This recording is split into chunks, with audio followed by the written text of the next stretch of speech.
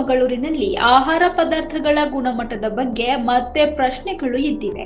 ನಗರದ ಪ್ರತಿಷ್ಠಿತ ಖಾಸಗಿ ಹೋಟೆಲ್ನಲ್ಲಿ ಸಿದ್ಧಪಡಿಸಿದ್ದ ಫ್ರೂಟ್ ಸಲಾಡ್ನಲ್ಲಿ ಹಾವಿನಂತೆ ಕಾಣುವ ವಿಚಿತ್ರ ಜೀವಿಯೊಂದು ಪತ್ತೆಯಾಗಿದ್ದು ಗ್ರಾಹಕರಲ್ಲಿ ಆತಂಕ ಮೂಡಿಸಿದೆ. ಸಣ್ಣ ಬಟ್ಟಲಿನಲ್ಲಿದ್ದ ಫ್ರೂಟ್ ಸಲಾಡ್ನಲ್ಲಿ ಇಷ್ಟು ದೊಡ್ಡದಾದ ಕ್ರಿಮಿ ಹೇಗೆ ಬಂತು? ಅಂದ ಹಾಗೆ ನೋಡೋದಕ್ಕೆ ಹಾವಿನಂತೆಯೇ ಕಾಣುವ ಈ ಜೀವಿಯನ್ನು ಹ್ಯಾಮರ್ ಹೆಡ್ ಜಂತು ಎಂದು ಗುರುತಿಸಲಾಗಿದ್ದು ಸಲಾಡ್ನಲ್ಲಿ ಇದು ಹೇಗೆ ಸೇರಿಕೊಂಡಿತ್ತು ಅನ್ನೋದರ ಬಗ್ಗೆ ಹಲವು ಅನುಮಾನಗಳು ಮೂಡಿವೆ. ಇಷ್ಟು ದೊಡ್ಡದಾದ ಜೀವಿಯೊಂದು ಸಣ್ಣ ಫ್ರೂಟ್ ಸಲಾಡ್ ಬಟ್ಟಲಿನೊಳಗೆ ಇದ್ರೂ ತಯಾರಿಸುವಾಗ ಅಥವಾ ಸರ್ವ್ ಮಾಡುವಾಗ ಸಿಬ್ಬಂದಿಯ ಗಮನಕ್ಕೆ ಬರಲಿಲ್ಲವೇ ಅನ್ನೋದು ಕೂಡ ಗ್ರಾಹಕರ ಪ್ರಶ್ನೆಯಾಗಿದೆ. ಇದು ಮೊದಲೇನಲ್ಲ. ಕಾಫಿ ನಾಡಿನಲ್ಲಿ ಆಹಾರ ಪದಾರ್ಥಗಳ ಬಗ್ಗೆ ಈ ಹಿಂದೆಯೂ ಹಲವು ದೂರುಗಳು ಕೇಳಿ ಬಂದಿವೆ. ಇತ್ತೀಚೆಗೆ ಖಾಸಗಿ ಹೋಟೆಲ್ ಒಂದರ ವಡೆಯಲ್ಲಿ ಹಲ್ಲಿ ಪತ್ತೆಯಾದ ಆರೋಪ ಕೇಳಿ ಬಂದಿತ್ತು.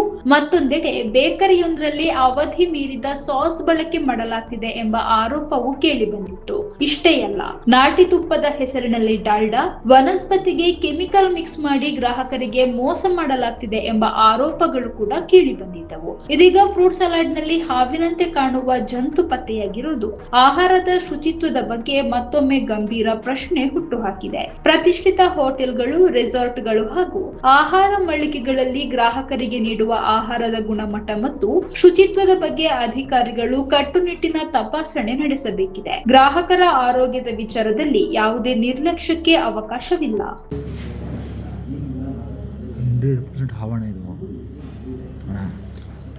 ನೋಡಿ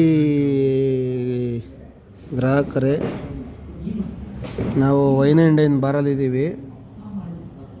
ಚಟ್ನಿ ತರಿಸ್ಕೊಂಡಿದ್ವಿ. ಅದರೊಳಗೆ ನೋಡಿ ಈ ಥರ ಒಂದು ಹಾವು ಸಿಕ್ಕಿದೆ. ಹಾವು ಯಾವೇನು ಅಂತ ನಮಗೆ ಗೊತ್ತಿಲ್ಲ. ಇನ್ನು ಜೀವಂತವಾಗಿದೆ ನೋಡಿ. ಇದರೊಳಗಿತ್ತು ನೋಡಿ. ವೈನ್ ಆ್ಯಂಡ್ ಡೈನ್ ಬಾರ್ ಒಳಗೆ ಕೂತಿದ್ದೀವಿ.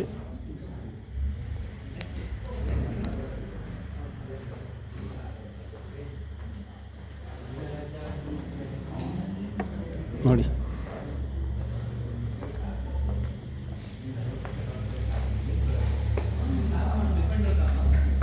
ನಾಳೆ ನಮಗೇನಾರು ಆಯಿತು ಅಂದರೆ ವೈನ್ ಆ್ಯಂಡ್ ಡೈನ್ ಓನರೇ ಕಾರಣ. ನಮಗೆ ಫುಡ್ಡು ಏನಾರ ಹೆಚ್ಚು ಕಮ್ಮಿ ಆಯಿತು ಅಂದರೆ ಇದರೊಳಗೆ ಬಂದಿರೋದು. ಇದು ಚಿಕ್ಕಮಗಳೂರು ನಗರದ ವೈನ್ ಆ್ಯಂಡ್ ಡೈನ್ ಬಾರಲ್ಲಿ ಈ ರೀತಿಯಾದ ಫುಡ್ ಸರ್ವ್ ಮಾಡ್ತಿದ್ದಾರೆ ನೋಡಿ.